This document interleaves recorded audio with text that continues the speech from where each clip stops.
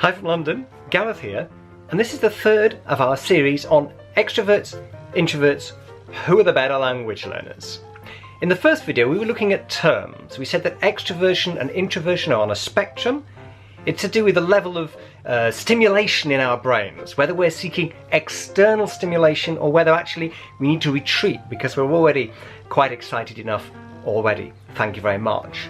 And we distinguished extroversion and introversion from self-esteem, which is how you feel about yourself, and the fear of social interaction, shyness. We can work on self-esteem, we can overcome shyness, but introversion, extroversion are basic settings, okay on a spectrum, but we are where we are.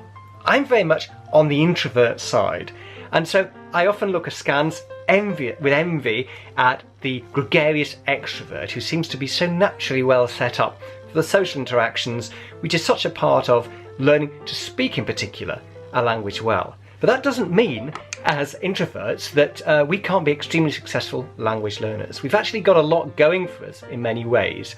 We're people for whom development over time, achievement, authenticity are very important in life, and we can plan and do regular work. We've often got a higher boredom threshold, so we're great at studying. We're also quite observant, so we might be quick on picking up non-verbal signals and cultural differences perhaps in our new culture. We notice things, we're good at paying attention. Again, great qualities in a learner. And some research suggests we may be better listeners, so we can build up a stock of phrases and a passive vocabulary perhaps quite or relatively easily in our target language. Now, we're obviously going to like more solitary pursuits, so we're going to be good, as I say, at listening to get some passive vocabulary. We may want to get to a higher technical level in a language before we're launching out to speak it. We may be more worried about making mistakes, about taking social risks, than your average extrovert would be.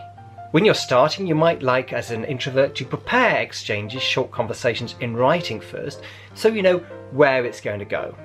Of course, you're going to be great in terms of purely written interactions. So whether you're using social media or keeping a journal, these are things which you, as a more solitary person, will be able to do really well in your language.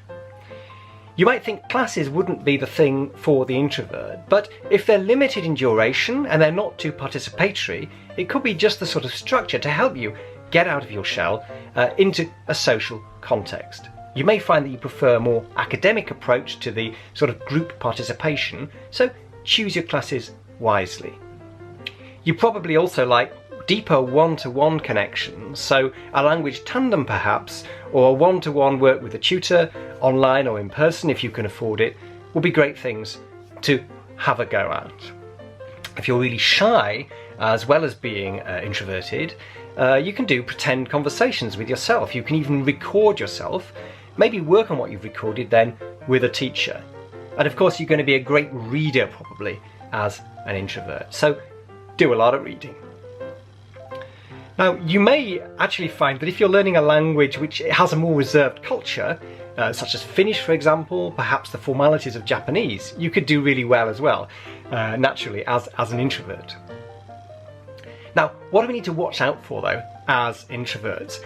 Obviously, we need to get out there and get speaking at some point. You can't learn to speak without actually doing it. So we've got to plan much more carefully for sociability. We need to manage our energy so that we don't feel drained, but do make sure that we are making that extra effort to get out there and meet people. It may be that we go to meetups, group activities in the language, but which are more limited in scope, in smaller groups. We may set ourselves a time limit. I'm just going to go for an hour, and then feel that we've done our bit and we can leave. We may appear reserved and aloof, which may make it harder for us to form connections, and if you're not careful that can get into a sort of vicious circle. So we may have to work a bit more on developing, consciously developing conversational skills, for example. But all this can be done. There are things we can do to get better in the social context as introverts and to increase our confidence. And always remember that success does not depend mainly on introversion or extroversion, where you are on the spectrum. Other qualities are probably more important, such as having a positive attitude, being inquisitive, and keeping going, just developing a habit. And that's one thing that we as introverts are often pretty good at doing. So there's everything to play for us as introverts. Let's go for it, and we will get fluent in the long term, the long run, in our language. Don't forget to subscribe to the channel if you haven't done already. Give us a thumbs up, and see you next time. Shalms!